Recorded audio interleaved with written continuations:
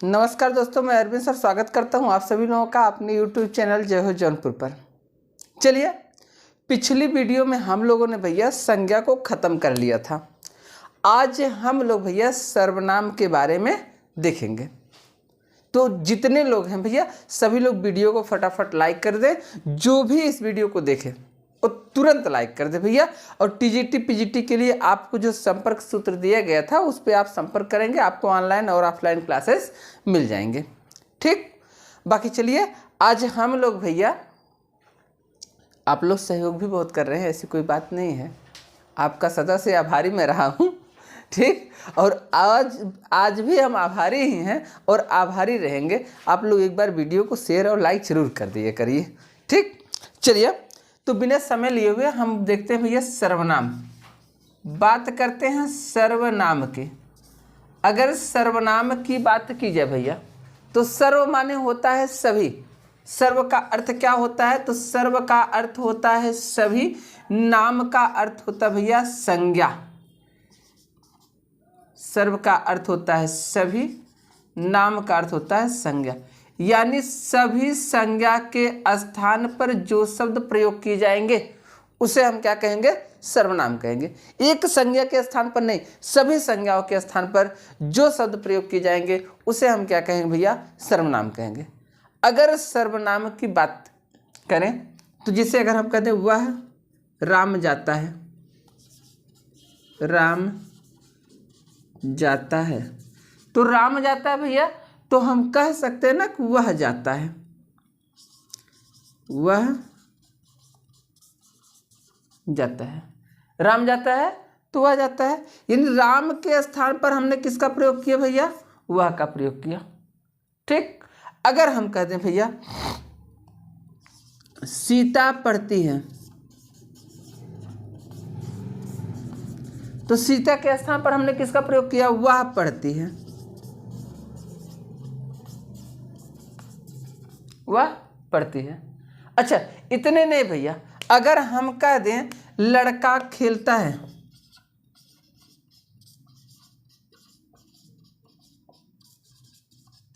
लड़का खेलता है, तो लड़का के स्थान पर हम लिख सकते हैं भैया वह खेलता है, वह खेलता है। तो ध्यान दीजिएगा, जहां हम भैया करते क्या हैं कि एक संज्ञा नहीं कई संज्ञाएं हैं भैया, और सबके स्थान पर मैंने एक सर्वनाम का प्रयोग किया वह का।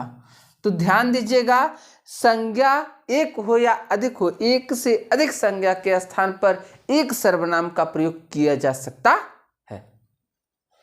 दूसरी चीज, अगर पूछता है सर्वनाम की संख्या कितनी होती है, जब सर्वनाम की संख्या की बात करेगा तो सर्वनाम की कुल संख्या कितनी होती है? तो भैया आप ध्यान दीजिएगा, सर्वनाम की संख्या होती है 11। भेद की बात जब करेगा, देखिए जब भेद की बात करेगा तो भेद होते हैं 6। भेद कितने होते हैं? 6 होते हैं। लेकिन जब सर्वनाम की संख्या की बात करेगा तो संख्या कितने होते हैं भैया? 11 होते हैं। और कौन कौन सी संख्या होती हैं? तो ध्यान दीजिएगा, पहला होता है भैया एक चीज, जब आप संज्ञा की बात करते हैं तो संज्ञा एक वचन में भी होती है और बहुवचन में भी होती है, दोनों में होती है। तो सर्वनाम के भी एक वचन भी होंगे और बहुवचन भी होंगे, दोनों होंगे।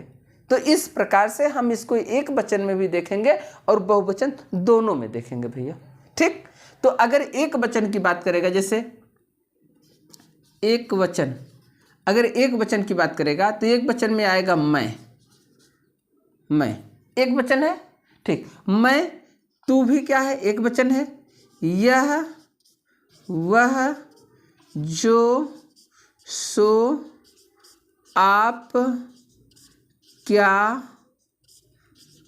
कौन, कोई, कुछ। ठीक, हो गए 11।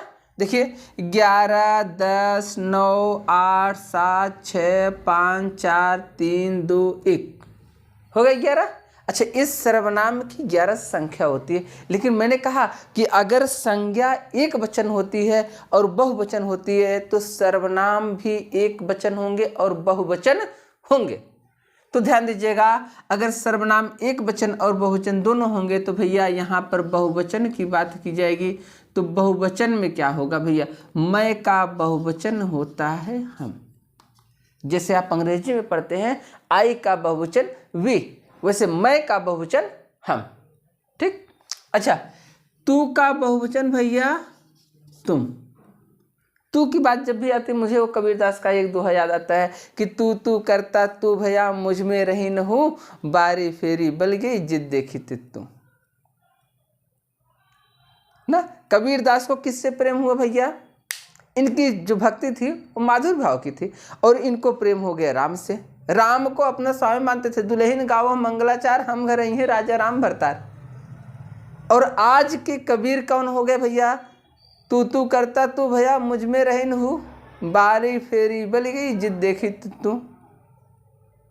जैसे कोई प्रेमी अपनी प्रेमिका को जहाँ देखो वहीं दिखाई दे रही है, बस वही हाल हो गया। कबीर का ऐसे ही हाल था, कल्पना कर लीजिएगा आप लोग। चलिए, यह का बहुवचन होता है भैया ये, वह का बहुवचन होता है वे, जो का बहुवचन जो ही होता है, सो का बहुवचन सो होता है, आप का आप, क्या का क्या, कौन का कौन, कोई का कोई, कुछ का कुछ। यानी ये चार में बहुवचन होता है, बाकी सबका बहुवचन क्या होता है भैया, समान होता है, परिवर्तन होगा। लेकिन अगर भैया जैसे लड़का था, लड़का खेलता है, अभी आपने देखा, अगर इसी को जो लड़का खेलता है भैया, ये लड़का खेलता है ना, आपने देखा, अगर मैं इसी को लिख दो भैया लड़के खेलते हैं, लड़के खेलते हैं, तो ध्यान दीजिएगा, अगर लड़के खेलते हैं तो ये जो लड़के हैं भैया ना, अच्छा हंसी इस बात की है कि लड़का एक ही है। अब लड़के तो पूरे एक कमरे में लड़के कैसे खेलेंगे, स्टूडियो में लड़के आएंगे कैसे, तो इस बात पे हंसी आएगी। अच्छा, लड़के खेलते हैं तो हम लिख सकते हैं भैया वे खेलते हैं,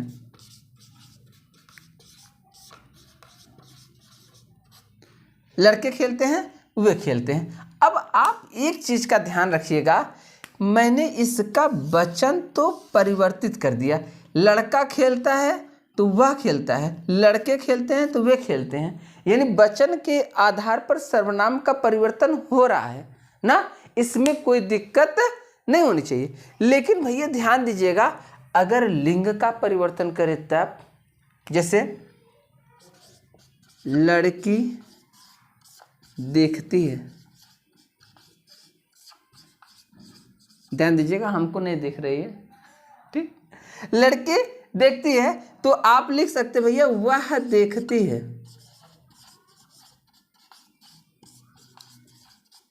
ना, वह देखती है। लेकिन ध्यान दीजिएगा, लड़की देखती है तो वह देखती है आपने कह दिया, अगर लड़का देखेगा तब तो आप कहेंगे भैया लड़का देखता है,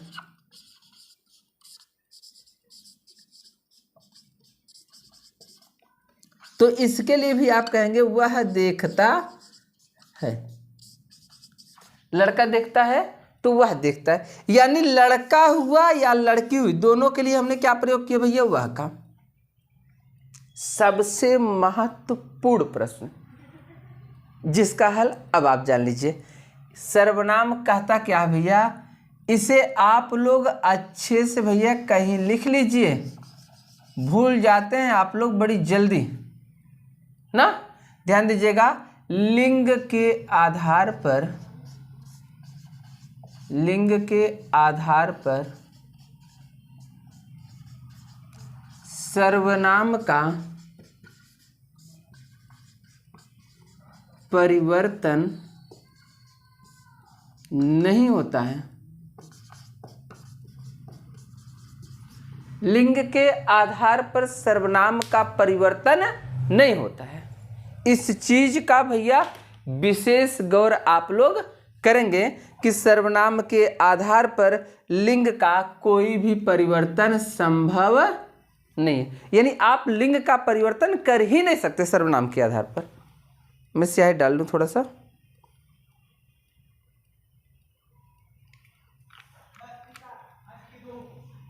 चलिए, यानी अगर लड़का है तो वह खेलता है, लड़का खेलता है तो वह खेलता है, लड़की खेलती है तो भी वह खेलती है। लेकिन लड़के खेलते हैं तो वे खेलते हैं। परिवर्तन वचन के आधार पर परिवर्तन होगा, कारक के आधार पर परिवर्तन होगा, पुरुष के आधार पर परिवर्तन होगा, लेकिन लिंग के आधार पर कोई परिवर्तन नहीं होगा। एक बार इसका स्क्रीनशॉट लीजिएगा, फिर हम आगे चलते हैं भैया। एक बार फटाफट स्क्रीनशॉट लीजिएगा इसका। चलिए आगे चलते हैं। अब हम देखते हैं भैया सर्वनाम के भेद। संख्या को आपने देखा, सर्वनाम की संख्या कितनी होती है, तो आपने सीधा सीधा बताया भैया सर्वनाम की संख्या कितनी होती है, 10। अब अगर भेद की बात करता है तो सर्वनाम के अगर भेद की बात करता है तो भेद कितने होते हैं, 6। सर्वनाम के कितने भेद होते हैं, 6 भेद। पहला होता भैया पुरुषवाचक सर्वनाम, दूसरा होता भैया निश्चयवाचक, तीसरा होता भैया अनिश्चयवाचक। आगे आप सर्वनाम लगाते जाइएगा। पुरुषवाचक सर्वनाम, पुरुषवाचक सर्वनाम, निश्चयवाचक सर्वनाम, अनिश्चयवाचक सर्वनाम। चौथा है भैया संबंधवाचक सर्वनाम,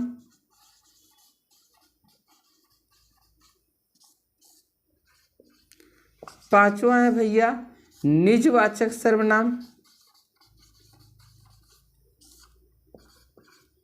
और छठा है भैया आपका प्रश्नवाचक सर्वनाम।